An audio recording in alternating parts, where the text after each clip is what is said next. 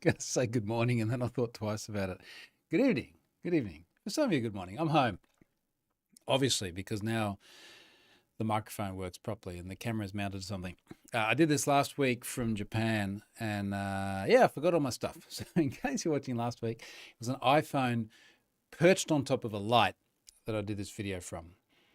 Now, it wasn't great, but it worked. We got a video out. Some interesting stuff. I thought some interesting stuff. Had some feedback on a couple of interesting things. I got follow-up stories today. So I am inevitably home now. I got back from Tokyo very early yesterday morning. It is Saturday. Saturday here in Australia. It's not that hard really because we're only 1 hour difference in time zone from Japan. I mean, it's basically like north and a tiny little bit west. Only 1 hour time difference. But typically when you fly from this part of the world to most of Southeast Asia, I guess Japan's a bit more East Asia, anyway, north, you tend to have morning flights going up. So yeah, we got on the, I don't know, it was like 9 o'clock or something. Got on the plane in the morning, have some lunch, a little rest. You get off in time for dinner, and that's great. You come back the other way, and it's painful because you get on at, I think we get on, what time we get on?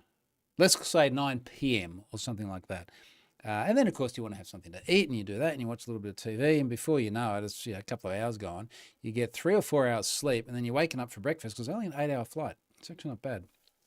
But anyway, just got home really, really tired yesterday. I just couldn't do this video yesterday. Slept about 11 hours last night, and now I'm doing it at 4:45 on a Saturday arvo. G'day, Brendan. Good, mate. Good. Going good. Feel rested now. Good sleep last night. Good jet ski today. I'm fresh. I'm good to go. Lots of interesting things. Let's start with the sponsor, who need no introduction. Report URI is back there today. Guarding you from rogue JavaScript. Don't get pwned. Get real-time alerts and prevent data breaches. # secure your site. The two most noteworthy things that I mentioned about this particular sponsorship is that Report URI is obviously started by Scott Helm, massive project on Scott's behalf. Next most noteworthy thing is I ChatGPT generated the sponsorship text, and it seems to have gone really well. So I've generated some great stuff lately. So long as it's not images with words in it, because for some reason DALL-E 3 just can't spell words in images. Report URI, we're the market leader in browser security technologies, enabling you to detect and mitigate attacks fast. Scott has written and shared so much about Report URI in the past. I have as well, particularly around things like content security policy reporting. Go and check it out if you haven't already. Massive thanks to Scott and Report URI for being there today. Tradie Trev's here. Travel's taken it. Yeah, they have. I actually feel very, very good now. I mean, like it's, at least I'm not jet lagged. I was just like at a bad sleep night before last, but we're good now. Now, not only are we good, but we have a lot of good stuff to talk about today. Well, I guess good depends on your perspective. Let's talk about OneRep. Now, OneRep got a really serious krebsing, as they say, last week. And I spoke about this when I was in Tokyo. And I'm just going to bring up Brian's piece here, because one of the things that came up after Brian had written the piece is he realized, or rather other people told him that OneRep, and just to scroll back a bit. So OneRep is one of these companies where you pay them money and they will remove you from the internet. And the mechanics of how that works is they go through to legally operating data brokers and they're like, hey, we'd like to remove this person or that person or whoever. And they go through and they do that. And the issue that I have always had with this sort of service is that it only works against the most reputable data brokers. So the worst ones, the ones that are like trying to steal your identities and phish you and spam you and send you emails about seeing you masturbating and wanting money in order not to release the photos. Come on, we've all had that. Well, we've all had just to be clear, we've all had the emails before. Those ones are beyond reach. They're not going to remove your data. So I think the effectiveness of these services is questionable at best.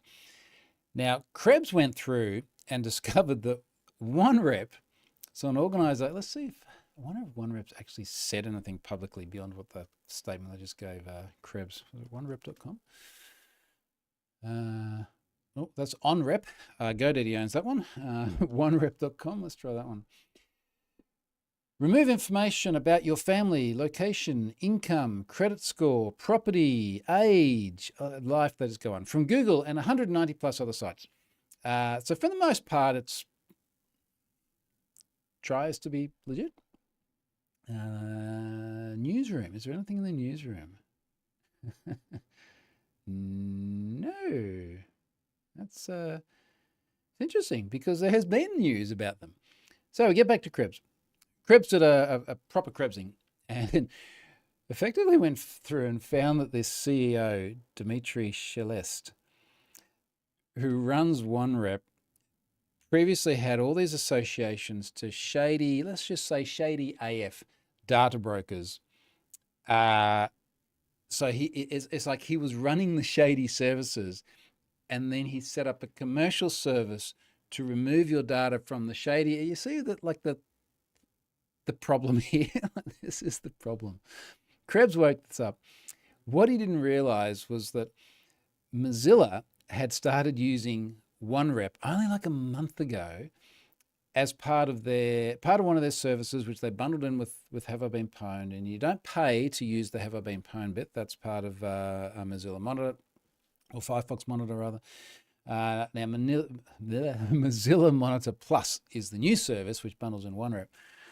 And Krebs hadn't realized, and a bunch of people in the comments started saying, hey, this is what Mozilla's using. And then he was like, oh, holy shit, right, that's actually significant. And he obviously had some dialogue with Mozilla. I had a chat to some folks in Mozilla. It was more, I think it was more leaning in sympathetic air more than anything else, because clearly they didn't realize the shady background of this service. Now, Krebs has followed up. He'd sent me a message this morning.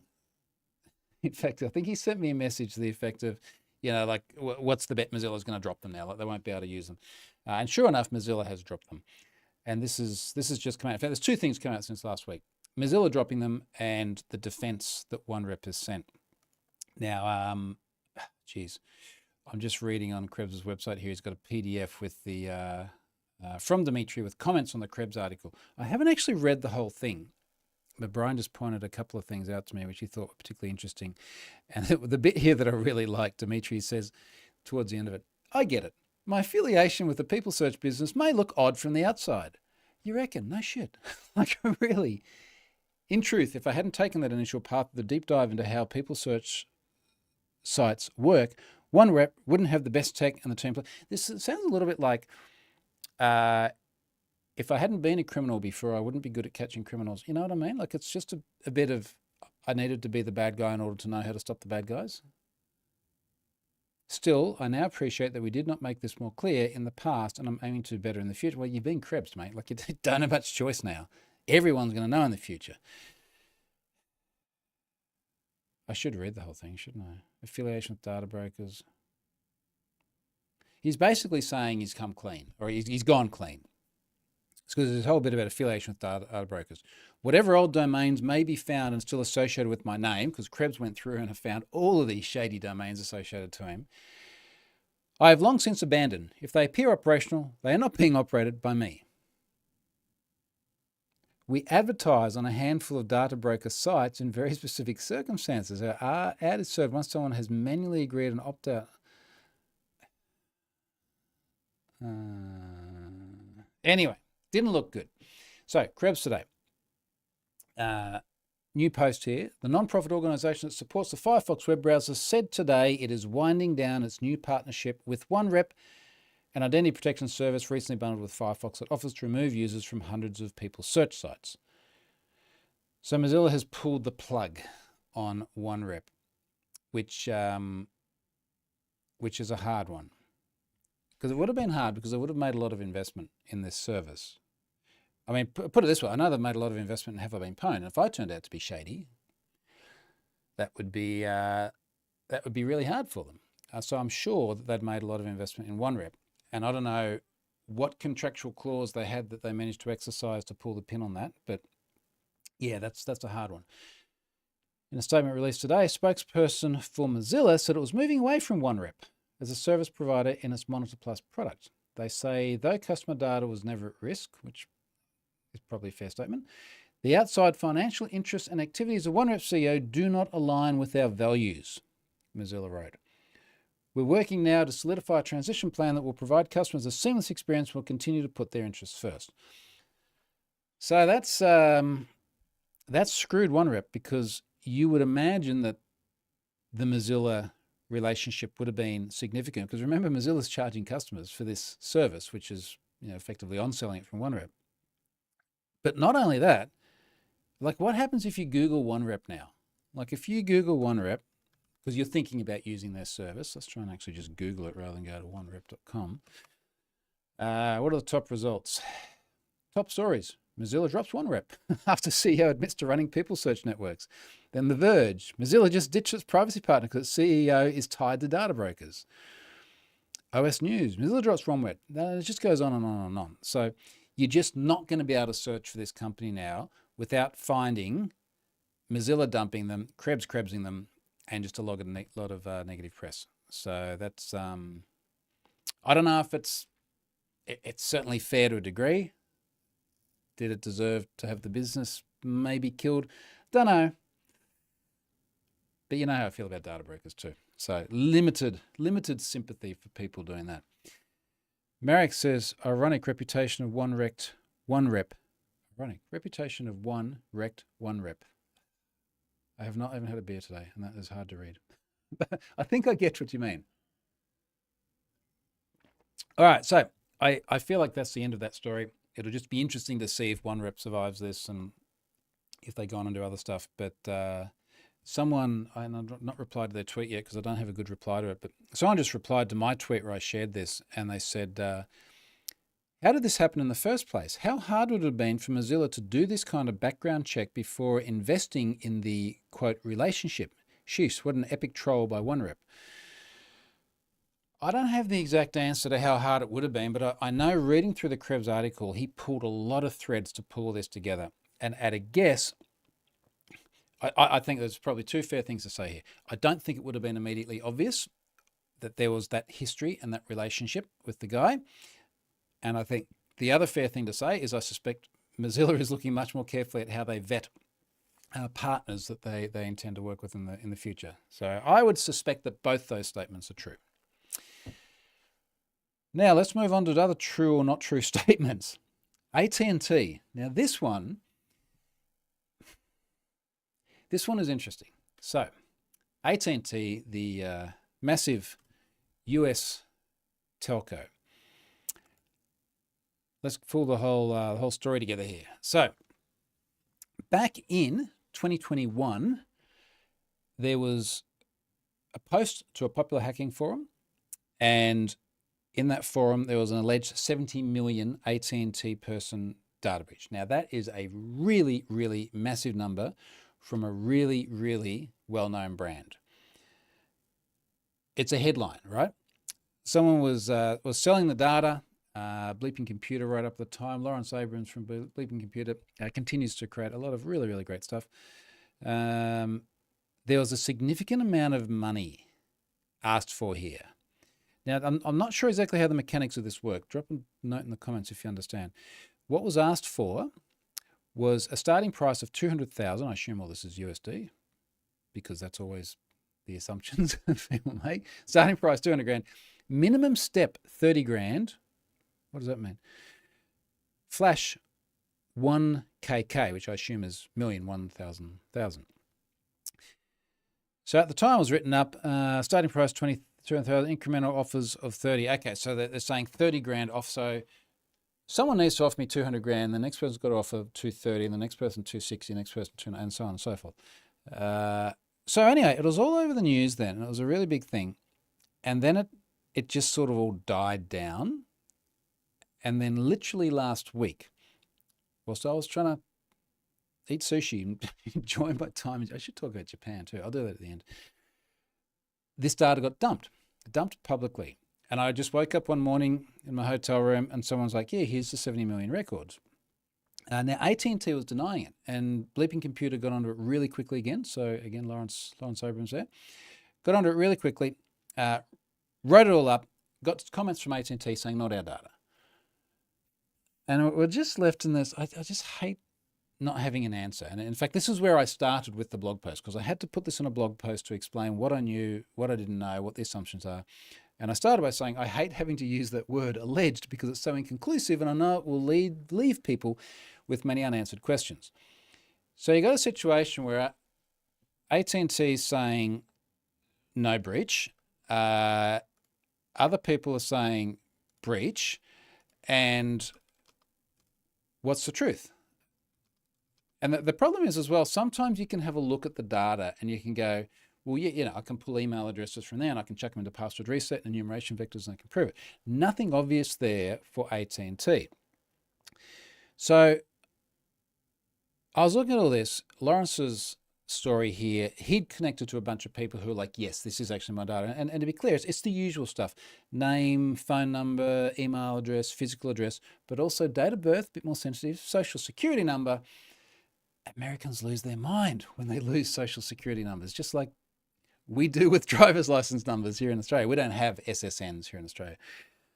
So they really, I've often said before, SSNs are just like the worst kept secret ever, because it's meant to be this secret thing that you have that you use for identity verification, and then you just give it out all over the place because so many different places need it.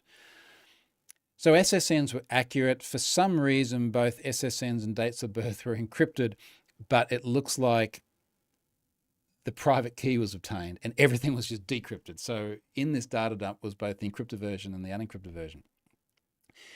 I needed, just because AT&T is saying it's not them, and because big companies and litigiousness, it's like I need to be really, really sure what we're doing here. So I reached out to a bunch of Have I Been Pwned subscribers in there. I think I had about 155,000 subscribers in there in total, which is a sizable number. A bunch of them came back with the data and they're like, yes, that's my data. And also, yes, I was an AT&T customer. And they're really two different things we're talking about here, right? So number one, is the data accurate? Is the date of birth, the phone number, the physical address, the social security number correct? Number two, where's it from? Now, number one, we have demonstrated emphatically. When I say we, myself, Lawrence, other people that he'd quoted, other security researchers in there as well, it is legitimate data. If you got the notification from Have I Been Pwned saying your data was in there, your data was almost certainly in there and accurate. But was it AT&T? So I put the data in Have I Been Pwned and sent out my 153,000 subscribers, actually. Just look at my own blog post here. We're in there. That's of the 4.8 million subscribers that I have, and the intersection with what was ultimately 49 million unique email addresses of the 70 million row corpus. Sent the notifications out, and then a lot of people have come back in the comments and gone, I have only used this email address at AT&T. Which is interesting. Like, read the comments. There's 27 comments around the blog post. Now, when we say AT&T, it's a big company. Part of AT&T is DirecTV. And a lot of people said, I have a DirecTV email address in there that I've only given to DirecTV. Now, how do we know you've only given it to one of those organizations? Because a bunch of people have catch-all domains and they use att@mydomain.com. And then they only give that to ATT. So when you end up with a situation where that email address turns up in a breach, it's pretty obvious where the data has originally come from.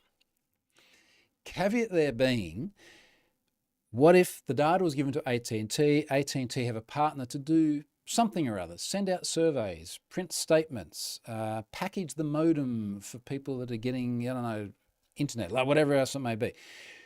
And one of those partners had the breach. It's becoming overwhelmingly obvious that this data is related to AT&T, but they're still saying not their data. Now, I'm not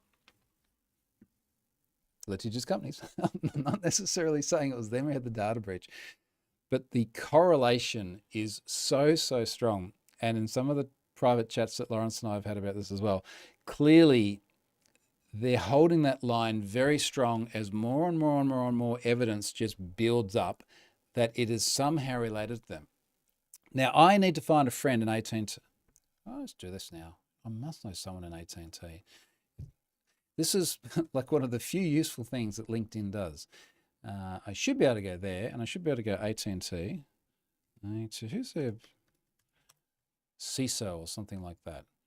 Like the nice thing now about having such a well-known data breach service is when I do reach out to people in this industry, or even in tech in general, most people have heard about it. Ooh, people, who do I know there? I've got to be able to find someone just to go, look, you really need to really take this seriously. Got a lot of second-degree connections. Oh, some of these are good. All right, I'll come back to that. Anyway, I just want the right person to say, look, there's something else going on here, because the feeling I get at the moment is they're just going, nope, no breach, not us. And they just, la, la, la, la, then they just head off and do their thing. And I feel like they have really missed the overwhelmingly strong correlation that's happened. And again, it may not have been them. It may be one of their partners, and then they still have some liability around that as well. That doesn't get them off the hook. But just have a read of the comments and have a read of all the other commentary around this, the comments on Twitter and everything. Like it's just fascinating. I think we'll hear more about that. I think that they will pick it up. They will take it more seriously. And I think that they will find a relationship back to them. Neil Caldwell is here. G'day from Sydney. Welcome back. Thank you, mate. James says, that's why I make a single address for every company. In addition to the name of the company, I add a year and a random key I can check. That's an interesting approach. Fritz says, Fastmail and 1Password to the rescue because I've got master emails, so they can generate unique email addresses that hide your original source email, so you know. And you're kind of right, James. It's to the rescue, but it still hasn't really, it hasn't had anyone actually own up to it being their data yet in terms of the organization. But yeah, same sort of thing. All right. Another breach, MediaWorks. MediaWorks in NZ, not a company that I had heard of before, but a company that has been very breached. Now, when we say very breached, let's go and have a read of the story. That one just went into Have I Been Pwned yesterday. So this is a media company that ran a lot of competitions. So we've all seen competitions online before. You go in there, you answer a few questions, you leave your personal details, nothing ever goes wrong. except for when they get breached and the individuals in their ransom. So the story I've linked through to here on rnz.co.nz is hackers connected to a MediaWorks data breach are demanding a ransom of US $500 in cryptocurrency from one of the victims of the data leakage. And the sense you get in reading this is that one or more, you can't imagine just one victim, one or more victims has been pinged by the hackers and said, send us money and then we'll remove your data from the... Sounds like OneRep, doesn't it? I'm sure it's not, Dimitri. I'm sure it's not. But it's an interesting correlation, isn't it?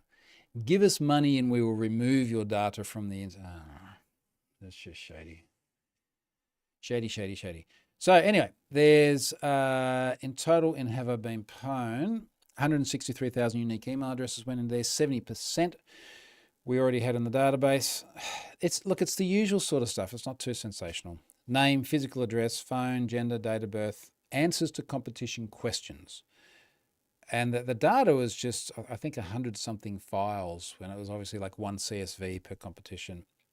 Some of the questions or answers might have been a bit more sensitive than the others, but it's not AT&T data, not allegedly AT&T data with social security numbers in it. That's a different thing.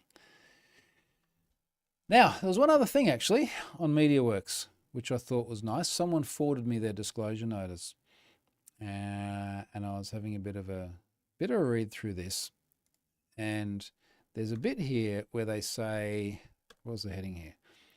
What do I need to do? We understand the attacker has published the information online, and we recommend the following. Be vigilant, and the next bullet point is keep an eye on your email accounts, and then use multi-factor authentication, never provide your passwords. And just to be clear, there were no passwords in this either. And they've said that in the disclosure statement. And I will say the disclosure statement is good. Like, I like it. And the best bit is when you get down to one of these bullet points and it says, You can check if you've been included in other breaches by visiting haveibeenpwned.com. Now, after they publish that, you can also check if you've been breached in their data breach via haveibeenpwned.com, which is very meta. And I don't think it's originally what they had in mind, but they must have known. It's like, your data's on the internet. You know, what's going to happen? So that's there. Now, one of the most boring topics ever next is email address validation. I had joked for years and years that it is impossible to write a regex for email addresses, and it is. It's impossible to get it 100% correct if you want to be strict to the RFC. We use regexes to extract email addresses from data breaches. And the way we do it is we're like, here's a file, run the regex over and just pull out all of the email addresses. And a little while back, that's been about a year ago now, I created an open source project and seeded it with the existing logic and said, look, let's improve this. We need to do a better job of making it fast to extract email addresses. Because when you get a big dump of data, like say the AT&T stuff, I need to be able to point it there, regex everything out, get the unique email addresses, because very often the same one appears over and over again, lowercase everything, order it alphabetically, because that's just the way we load it into the system, and that's it. And we've just had constant little glitchy things with that project. And the worst of it was I pointed it at the AT&T data the other day. Now, the person that sent me the AT&T data said, headline is 70 million. I've found 49 million unique records in there. I ran our email address extractor tool over it and got 21 million addresses. And like, that's a big difference to 49. I grabbed my old tool that I've used, I guess, for the 9 years up until about a year ago, and got 49 million addresses. And what I found was the AT&T data is delimited by pipes, and pipes were not properly being detected as effectively like a beginning and ending of a word and breaking the email address in the data. And if you read the RFC, apparently you can have a pipe in an email address. And someone had then written this regex for haveibeenpwned with the best of intentions and followed the RFC, but not realize that then if we have a great big string, let's say you got a great big line and you got like name, phone number, email address, social security number, date of birth, and everything's pipe delimited, that really screwed up getting those email addresses out. Let me ask ChatGPT, can you have a pipe symbol in an email address? Yes, technically the pipe symbol can be used in the local part, not in the domain part. Email address must adhere to certain rules, task force, ITF documents, including the pipe symbol when quoted properly. An example of an email address using the pipe symbol could look like, all in double quotes, John Pipe Doe at example.com. Now, can you imagine how many different websites would actually accept that email address? What's a good place? Can I just search for is email address valid? And we'll take double quoted, John, you know, I'm just going to drop it here. I'm going to drop it into the chat. So this is what ChatGPT says is a valid email address. Let's see, emailchecker.net. What does that say? Check. Apart followed by at should not contain the symbol quote. That's not even the right way. Now this is literally the browser's integrated email address checker when you have a text input of type, I'm trying to remember this, I feel like it's been so long since I looked at HTML, of type email. And it's losing its shit because of the quotes, is it? Check.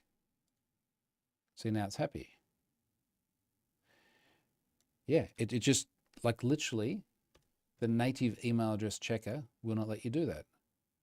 And I bet you if I went to like haveibeenpwned and I tried to put that in, say, the notify me box, and I tried to use that address, notify me, yep, it's the same native browser integration which says apart followed by at should not contain the symbol. That's the quote. It doesn't like the quote. My point is, I don't really care about the RFC. I care about weeding out the crap and keeping the good bits. And we've just got way too many cases where people get very utopian about, well, there's an RFC, it's a spec, this is what everyone's meant to follow. Of course, this should work. And we miss a whole bunch of legitimate, valid stuff that's just delimited, say, by pipe, because people get religious about an RFC. So anyway, I have made another comment on one of the open issues on that open source project. We've got to sort this out, because at the moment, frankly, I don't trust the tool. I don't trust it to run over a corpus of data. I also don't want to use my old one because it's not as strict a validation of things like TLDs. We've got much stricter validation of TLDs now because it's a finite set. So I really actually need to get this right. So if someone out there wants to make a PR fixing this, I might actually add this additional information here in terms of the native browser, certainly in Chrome, the native browser email address pattern checker. I'd just really like to get this fixed because it's something that just shouldn't be a problem. Brendan says, I'll DM you my help desk. Let's see if it actually works. Lol. Well, yeah, send it to whoever you want. Just someone fix the bloody thing. Speaking of fixing bloody things, last thing, SQL tuning for Have I Been Pwned. Now, I've mentioned this on several of these weekly updates before, and I've had multiple people reach out and offer support, which is awesome. Thank you very much for that. Now, Stefan and I think, have now taken this as far as we reasonably can to try and make it go fast. And if you've missed the whole backstory, we're in the process of rolling Have I Been Pwned over from just an Azure table storage backend for the really, really big data, all the email address and breaches, through to a SQL Server database for many, many good reasons. And we're just finding the loading of breaches too slow because we're inserting very large amounts of data into very large tables that have various constraints and checks and other things. So for example, there are, in fact, I have a repo. It's not public just because I want to try and get us stuff as right as we can before we invite other people into this. So let's have a look. In this repo, I've documented the bejesus out of this thing. The breached email address table has 5.5 billion rows. So we've got 5.5 million unique breached email addresses. The mapping table between the email address and the domain has 12.4 billion rows, and it just maps an email address to a breach. So these are really, really, really large numbers. And we're just finding things are way too slow. And let me quantify it. In the breached email, there's just breached email breach. It's a mapping table. There's a breached email ID and there's a breach ID. Both of them are non-nullable integers. There is a composite primary key across those two items. When we had to insert 49 million rows into that, processing AT&T stuff, it took 3 hours. So 3 hours just to put 49 million rows into a table. And it should be a small fraction of that. And inevitably, it is that composite primary key which is causing the problems. And I have lots of ideas of how that maybe should be better. We probably should just have just an auto incrementing number as an ID, and then we just have we have an index on the breached email ID itself. I'm just thinking what we need to join on. We probably don't need to put a unique constraint on there, which I would love to have for integrity's sake, but because we control the pipeline of data that flows in there, we probably don't need that. And if we select distinct out of the thing anyway, then it doesn't matter if we screw it up somewhere. And then every now and then we can go through and clean up any screw ups anyway. Yeah, the point is that we've got all these different ideas, but every time we try something, let's say we're dropping and recreating an index on a 12.5 billion row table, I've got to turn the dial on SQL Azure all the way up, all the way to the top. And it might still take, I think one of these processes took a couple of days to recreate an index. And I'm paying for data turned all the way up. In fact, what we figured out for the AT&T breach is it cost about $130 to load the breach. That's just in terms of the cost paid per core second, or however Azure ends up breaking it down. So you end up having way too much duration in terms of time and then way too much cost. So we've got to get this way down. Now, I've had a SQL Server MVP who's been doing this sort of thing for decades get in touch. So when I said we've got a closed repository here, I'm going to give this guy some access and try and get some help there. Many other people have popped up with some good ideas. Thank you. But I get the impression that you're pretty much at like Stefan's and my level in terms of actually understanding this. And look, we haven't done bad. You're not going to haven't been ponies. We're not idiots. But I'm really looking for people that are database freaking gurus. If that is you and you're a SQL Server MVP, if you're on the SQL Server team in Microsoft, please get in touch. I'd love to give you access to this. And then I'm happy to share all the results with everyone after we've nutted it out and we've got the thing running fast. May mean we need to do some unconventional things just to make it work efficiently. I feel we're very close. And we're going to make a couple of index changes, and suddenly this is going to be faster than what it ever was. At the moment, it's taking about twice as long to load data as it was before. But we're literally down to just a couple of table speed issues. All right, so that's the bat signal. If someone's out there, please reach out. Niran's just joining right at the end. James says, I often see plus and dash in email addresses. I've never seen pipe that. Yeah, exactly. What sort of idiot puts a pipe in their email address? I don't care about the RFC. We just don't do this. Oh, I promised to wrap up on the Japan bit just before I wrapped up the update. So we had a week there. I think it was about my 6th or 7th trip to Japan. I hadn't been to Tokyo for about 20 years. I was last in Japan in Niseko snowboarding before Ari was born. So 15, 16 years ago, something like that. So I'd been there many, many times before, and my father lived there for about a decade, and I'd go up and down quite a bit and see him. So it was a pretty familiar place for me. First time for Charlotte. She said that I hadn't ever realized before. She said, it's really quiet. Now, Tokyo is the world's largest city. It's twice the size of New York. And I've been to New York a bunch, and that is loud. Like there's sirens everywhere and there's horns everywhere and like everything is loud. There's just something about Tokyo which is just constantly calm, except for when we were in the earthquake. I think it was like the day before we left. We're sitting there at breakfast, 38th floor, looking out there, Mount Fuji in the background, looks awesome. And then it's my first earthquake, so I'm very excited about it. But you're just sort of sitting there going, something's not right, and I'm not sure exactly what it is. And obviously the building was shaking. And about 5 seconds later, everyone's phone in the restaurant starts pushing one of those emergency alerts. Now, I had seen one of those once before. I saw a test of one in Oslo. Must have been I think it was when we were there in January. So very recent. And then there were megaphones around the city as well. And they're all saying, test, test, test. This one was like, there's an earthquake coming. You're like, yeah, no shit. We just got rocked in the building. But it was kind of fascinating because I'm like, it's probably not going to be that bad. Charlotte was a bit stressed. She was literally caught in the tsunami in 2004 in Thailand. So has had moments before where she's been a bit stressed about this sort of thing. And the waiter's just like, don't worry, building's earthquake proof. Okay. Guess we won't worry then. That's pretty cool. So that'd be awesome. John, I just said, I'd love to see collaboration with you and Brent Ozar. I think it would be really entertaining. Now, Brent's name has come up as well. Brent, would we call him the SQL Star at Microsoft? Something to that effect. So I'm sure Brent and I have chatted before. And in fact, that reminds me, I should reach out to Brent and actually shine the bat torch in his direction. Fritz is saying the food and sites looked epic. Yeah, they were. And, like I was talking to a mate of mine today, he's a Qantas flight attendant who lived in Japan for a while, speaks Japanese. He's up in there, back there all the time. And he was saying, like, what did you like?